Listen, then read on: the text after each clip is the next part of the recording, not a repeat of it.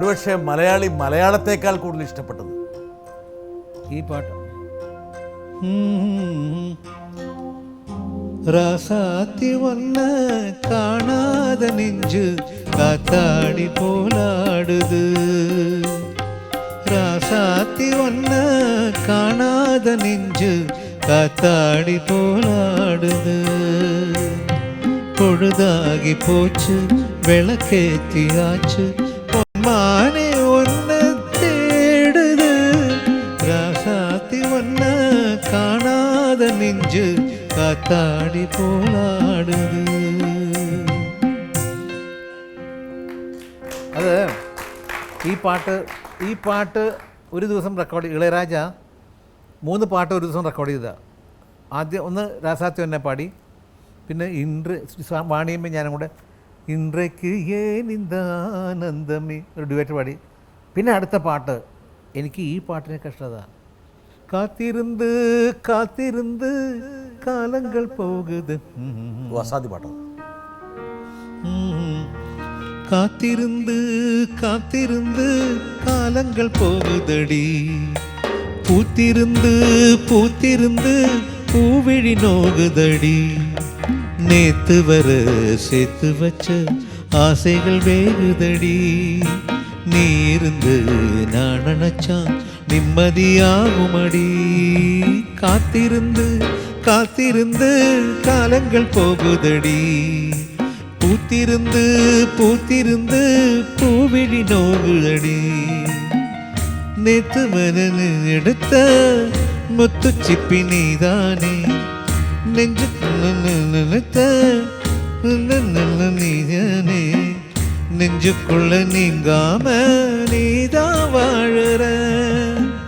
நாடியில சுடேத்தி நீதான் வாட்டுற.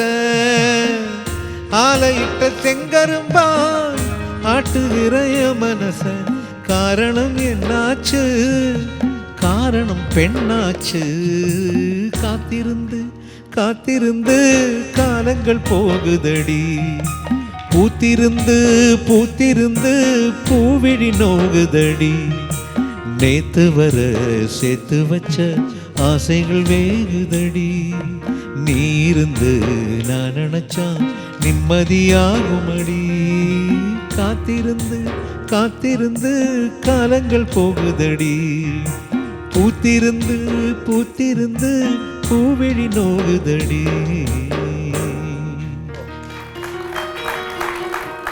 ഇത് രാജയുടെ അടുത്ത കാലത്ത് ഞങ്ങൾ കഴിഞ്ഞ ഒക്ടോബറിൽ ഇളയരാജയുടെ കൂടെ ഞാൻ ലണ്ടൻ, ഓസ്ട്രേലിയ രണ്ടിടത്ത് പോയി. 80 പീസ് ഓർക്കസ്ട്ര, 80 പീസ് ഓർക്കസ്ട്ര എങ്ങനെ കൊണ്ടുപോയത്. എനിക്ക് എൻ്റെ ജീവിതത്തിൽ ഇങ്ങനെ ഒരു പ്രോഗ്രാം ഞാൻ കണ്ടത്. സ്റ്റേജും ലൈറ്റ് അറേഞ്ച്മെൻറ്റും സൗണ്ടും 80 പീസ് ഓർക്കസ്ട്ര ചെന്നൈയിൽ നിന്ന് കൊണ്ടുപോയത്. ഒരു തമിഴ് ഗാനത്തിൻ്റെ വലിയ ഉപാസക കൂട്ടങ്ങളാണ് വിദേശത്തുള്ളത്. ഒരുപക്ഷെ തമിഴിൻ്റെയൊക്കെ ഒരു എന്താ പറയുക ബലം എന്നൊക്കെ പറയുന്നത്.